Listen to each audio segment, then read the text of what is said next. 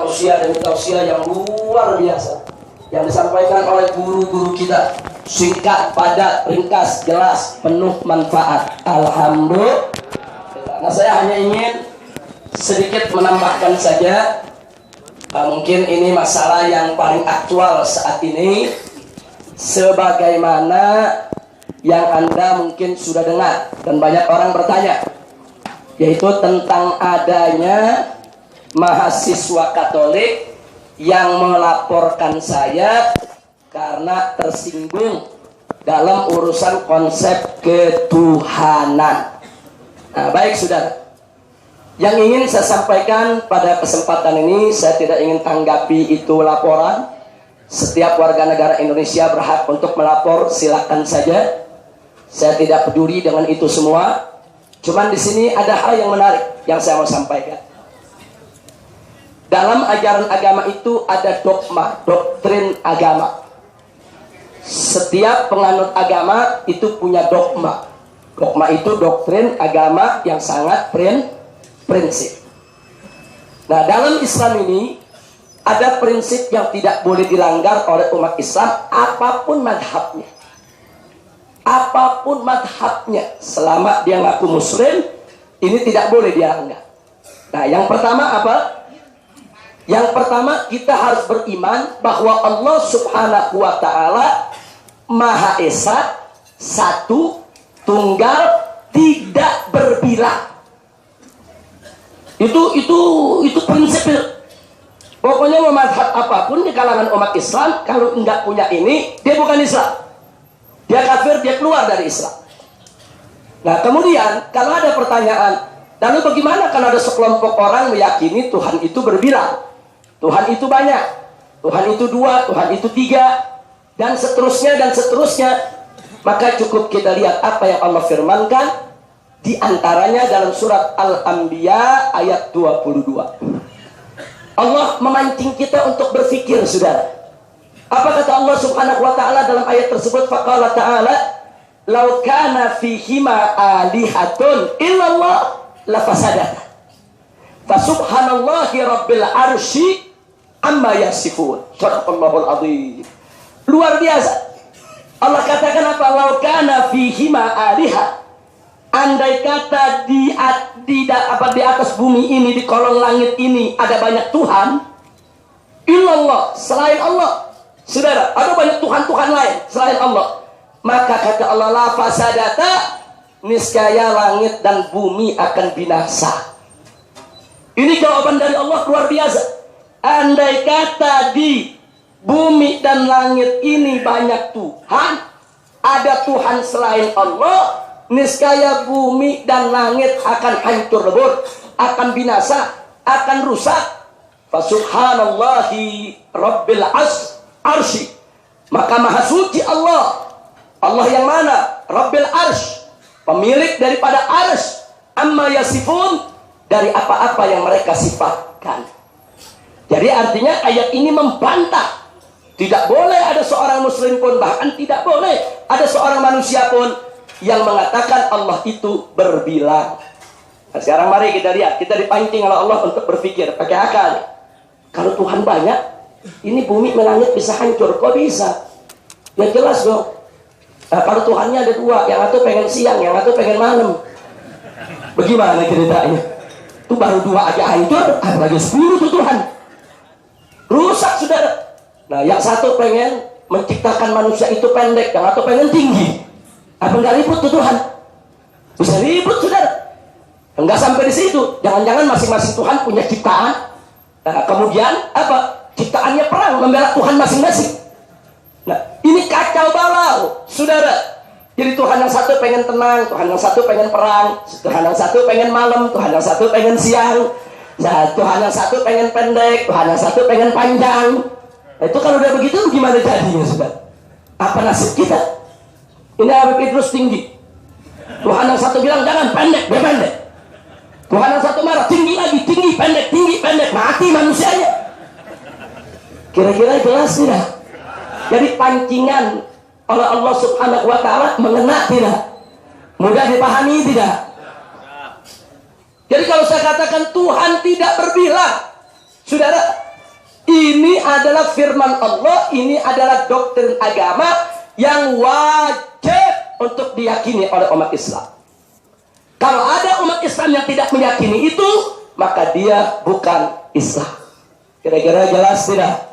Yang kedua, saudara, harus umat Islam itu meyakini, beriman tanpa pun sedikit keraguan bahwa Allah yang Maha Esa tersebut, yang tidak berbilang itu, lam yalid wa lam yulad, tidak beranak dan tidak diperanakan. Itu doktrin agama, saudara. Wajib kita sampaikan kepada umat Islam. Enggak boleh enggak, saudara. Jadi Allah tidak beranak dan tidak diperanakan, saudara. Nah, sebagaimana surat Al-Anbiya tadi. Nah, kalau ada orang yang mengatakan Tuhan itu punya anak, saudara, atau Tuhan itu diperanakan, nah justru kita dipancing bertanya, kalau Tuhan itu beranak, kita mesti berpikir, ini Tuhan jenis kelaminnya apa? Pria atau wanita? Kalau Tuhan itu jenis kelaminnya wanita, berarti kan Tuhannya yang hamil. Kalau jenis kelaminnya pria, berarti Tuhan yang ngehamili orang. Sekarang kita mesti tanya lagi, kalau Tuhannya itu wanita, kemudian hamil, yang ngehamili Tuhan siapa? Ini kan pertanyaan logika, saudara. Supaya seorang hamba itu bisa membersihkan dia punya jiwanya dari pendapat-pendapat saudara yang sesat dan menyesatkan. Jadi kalau Tuhannya itu wanita, saudara, maka berarti kan dia dihamili oleh seseorang. Kita mesti cari lagi yang hamili siapa. Oh, Tuhannya pria, baik. Kalau Tuhannya pria, pria kan nggak beranak. Berarti kan beranak perempuan. Jadi istrinya Tuhan siapa? Mesti dicari lagi, saudara. Jangan tersinggung kalau umat Islam bertanya begitu. Itu pertanyaan logik. Dan umat Islam, saudara, yang mulai berpikir, iya ya, Tuhan punya anak atau tidak ya. Nah, sebelum dia berpikir lebih jauh, saudara, jawab dulu pertanyaan-pertanyaan tadi.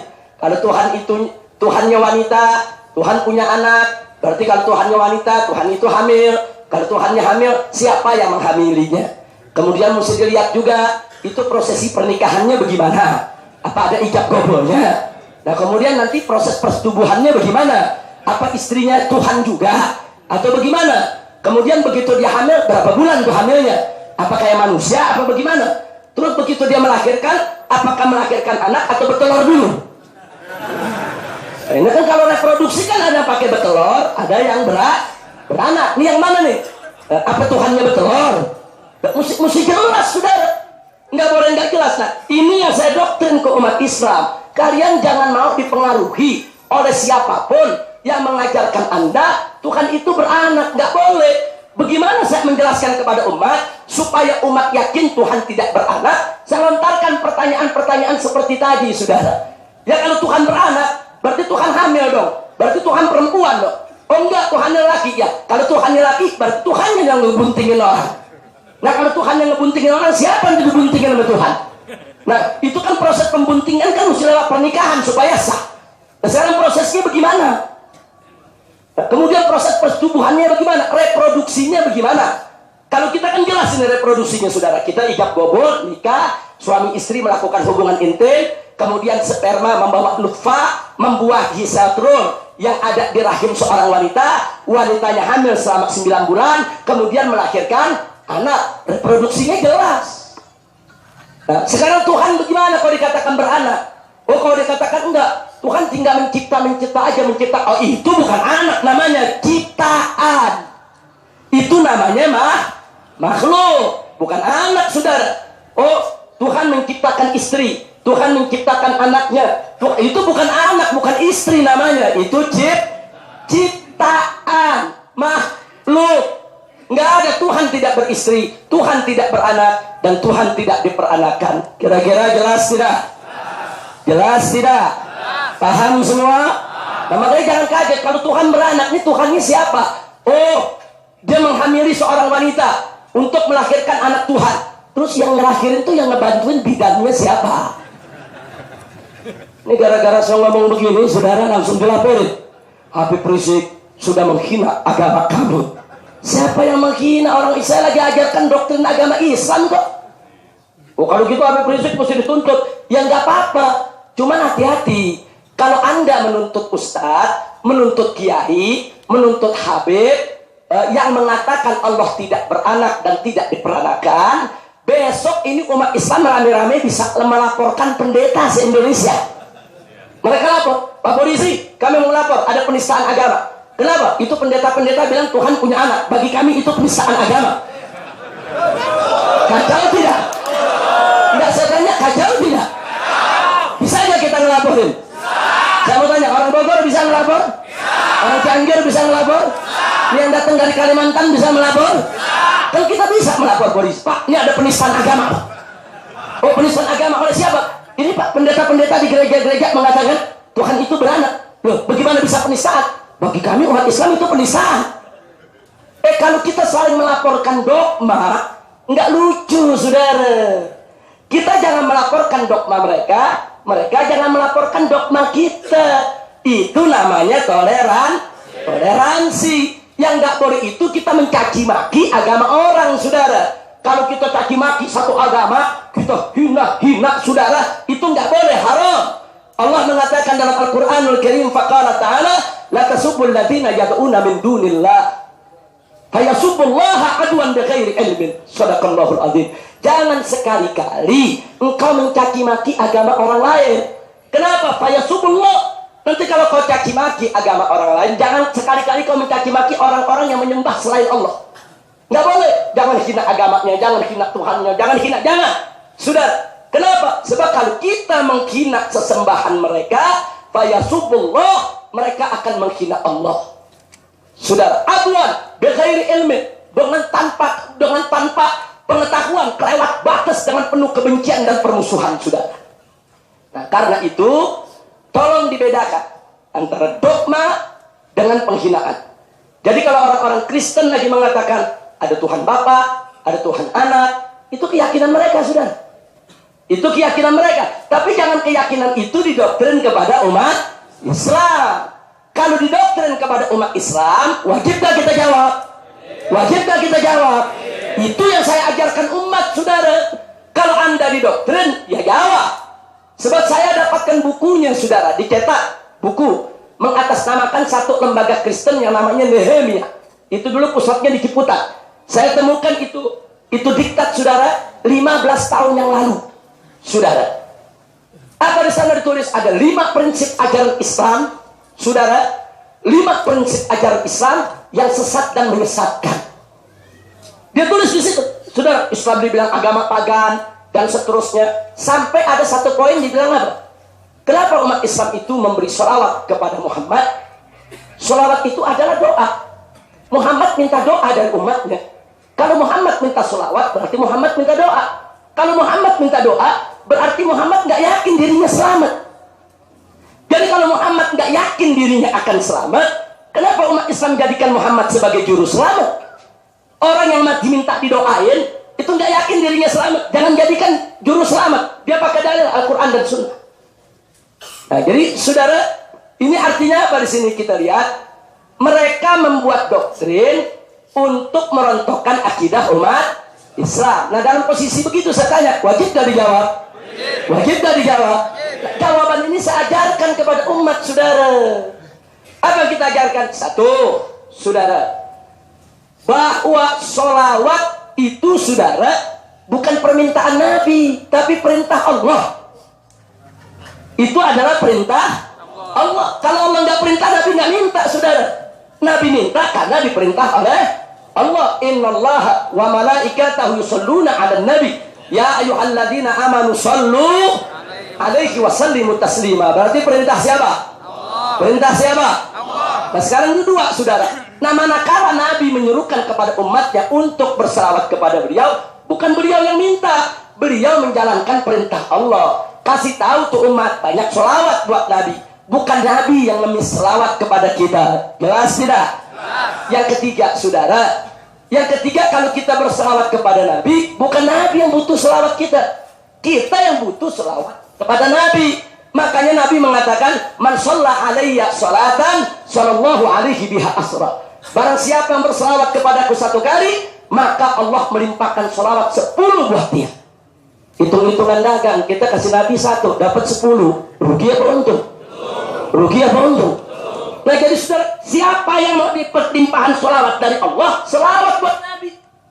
Satu sholawat buat Nabi, saudara, maka kita dapat 10 limpahan sholawat dari Allah Subhanahu wa ta'ala.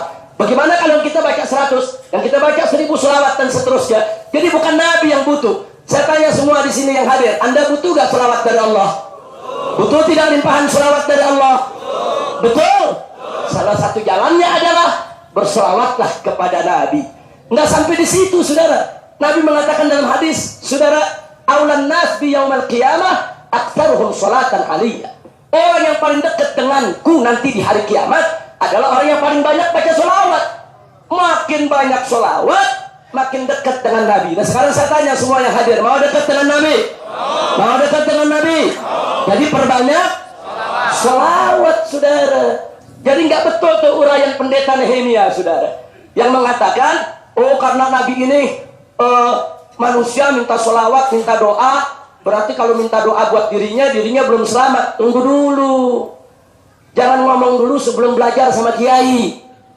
Itu pendeta suruh belajar sama kiai. Nanti kalau belajar sama kiai, siapa tahu dapat taufik dan hidayah, jadi masuk Islam. Sekarang mari kita lihat, saudara, kenapa kita berselawat kepada Nabi selain jawaban-jawaban tadi, saudara. Ini yang paling penting. Selawat kepada Nabi adalah benteng akidah. Sekali lagi saya tegaskan, selawat Nabi adalah benteng akidah. Ada orang bertanya, kok selawat bisa jadi benteng akidah? Bagaimana prosesnya? Saudara, selawat itu doa. Berarti kalau kita membaca selawat buat Nabi, berarti kita mengirimkan doa buat Nabi. Betul, tidak salah, saudara. Tapi justru itulah petunjuk akidah. Artinya dengan selawat, Allah lagi mengajarkan kita semua, sesuci-sucinya Muhammad, seagung-agungnya Muhammad, sehebat-hebatnya Muhammad, semulia-mulianya Muhammad, Muhammad tetap manusia, bukan Tuhan. Sehingga Muhammad SAW tetap bisa menjadi objek doa. Subhanallah. Yang nggak boleh jadi objek doa cuman Tuhan. Saya mau tanya, apa boleh kita doain, ya Allah semoga engkau maha kuat? Apa boleh ngedoain Allah begitu? Boleh tidak? Boleh tidak? Ya Allah semoga kau punya rahmat nggak habis nih. Boleh tidak? Nggak boleh, saudara. Jadi yang nggak boleh kita doain, sudah nggak boleh dijadikan objek doa, itu Allah, hanya pencipta. Selain pencipta, boleh kita jadikan sebagai objek doa kita, saudara. Kita baca Rabbi firli wali walidayya, kita doakan ibu bapak kita. Kenapa ibu bapak kita jadi objek sasaran doa kita? Sebab manusia. Kita doakan, ya Allah, aku punya kebun, aku punya pertanian, selamatkan dari hama agar panen tahun ini bagus, ya Allah. Yang kita doain pu'un, tumbuhan, sudah. Kenapa tumbuhan dan pu'un itu boleh jadi objek sasaran doa? Karena makhluk, sudah. Ya Allah, saya punya peternakan, ada kambing, ada kuda, ada sapi, ada kerbau. Selamatkan ya Allah supaya semua sehat, nanti bisa disembelih pada saat Idul Kurban, dan seterusnya dan seterusnya. Kenapa kita boleh tuh doain sapi, doain kambing, saudara? Kenapa boleh menjadi objek sasaran doa? Karena makhluk, saudara. Bahkan orang kafir pun kita berdoa kepada Allah, ya Allah hancurkan itu orang-orang kafir. Kita berdoa, Allahumma azillah syirka wal musyrikin, hancurkan itu orang syirik dan orang-orang musyrik. Kenapa orang-orang kafir kita boleh jadikan objek sasaran doa kita dengan sumpah kita tadi, saudara? Jawabnya karena mereka makhluk. Nah sekarang kenapa para nabi kita doain hari kimis salam? Kenapa para nabi boleh kita berikan doa dengan salam kesejahteraan, saudara? Jawabnya karena mereka adalah makhluk. Nah sekarang kembali kepada nabi. Kenapa nabi kita doakan, saudara? Sebagai bukti kalau beliau adalah makhluk. Subhanallah. Justru dengan adanya selawat macam itu, ada ribuan firqah, aliran sesat ini di tengah-tengah umat Islam. Nggak ada satupun yang mengatakan Muhammad anak Tuhan, atau mengatakan Muhammad bapak Tuhan, atau menganggap Muhammad itu sebagai Tuhan. Nggak ada, sudah. Subhanallah. Nggak ada. Ini aliran-aliran sesat, apalagi yang nggak sesat, sudah. Aliran-aliran sesat nih, nggak ada yang bilang Muhammad sebagai Tuhan. Kenapa? Ada selawat sebagai benteng. Karena manakala ada orang ingin menuhankan Muhammad, ditegur dengan selawat. Kalau Muhammad Tuhan, kenapa boleh menjadi objek sasaran doa dengan selawat? Justru menjadi objek sasaran doa dengan selawat karena Muhammad sallallahu alaihi wasallam bukan Tuhan, akan tetapi beliau adalah utusan Allah subhanahu wa ta'ala. Kira-kira jelas tidak? Paham tidak? Jadi kalau ada orang dari luar Islam nyerang Islam atau merusak akidah umat Islam, wajib gak kita jawab? Saya sebagai dai ngajar umat, wajib gak jaga umat? Nah, umat kalau kita nggak bekali dengan jawaban bagaimana? Kalau nggak kita bekali dengan jawaban, repot tuh. Ntar ada orang awam dipanggil, sini, kamu orang Islam ya? Iya. Kamu juru selamatnya siapa? Apa tuh juru selamat? Ya Nabi yang kamu cintai. Oh, Nabi Muhammad. Kamu tahu gak? Muhammad itu kan minta sholawat ya. Oh iya, kita baca sholawat buat Nabi. Kamu tahu gak arti sholawat itu apa? Sholawat itu artinya doa. Oh iya, emang doa. Nah, coba dong, kamu pikir dong pakai akal sehat. Muhammad juru selamat, tapi minta doa selamat dari umatnya. Kalau Muhammad masih minta doa selamat, berarti Muhammad nggak yakin dong dirinya selamat. Kalau Muhammad nggak yakin dirinya selamat, kenapa Anda jadikan dia itu sebagai juru selamat? Orang yang nggak punya ilmu. Iya ya, benar juga. Saya tanya, goyang nggak itu akidah? Rusak nggak itu akidah? Rusak, saudara. Justru kalau saya berceramah di mimbar, saya jelaskan soal ini sampai detail, saudara, untuk menjawab mereka yang mau coba-coba merusak akidah umat Islam. Nah, kalau mereka nggak merusak akidah kita, mereka cuma ceramah di gereja saja, sesama mereka, enggak, kita nggak usir, kita nggak ganggu, betul? Pendeta-pendeta di gereja-gereja teriak-teriak Tuhan Bapa, Tuhan Anak, ada yang kita ribut, saudara? Ada yang kita ribut? Enggak, saudara, itu urusan mereka, keyakinan mereka. Tapi jangan bawa itu ke ruang publik, di tengah-tengah umat Islam. Itu yang kemarin saya protes. Kenapa saya protes mereka mengucapkan selamat Natal?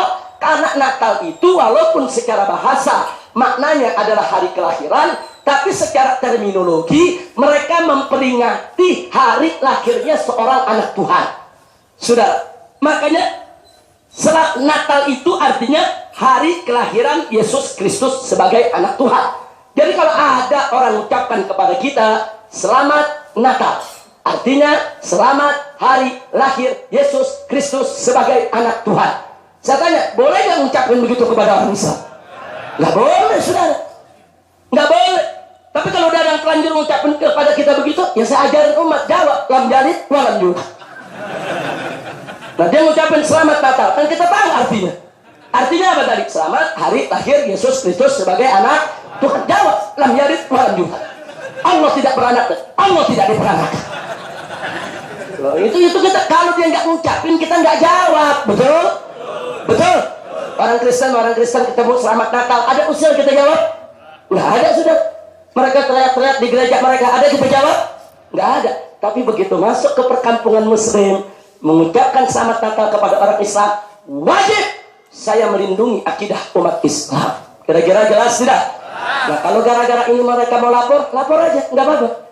Nggak apa-apa, saudara. Nanti umat Islam dari Sabang sampai Merauke saya suruh lapor juga ke polisi itu. Ada penistaan, apa penistaan? Tuhan dibilang beranak, Tuhan dibilang diperanakan.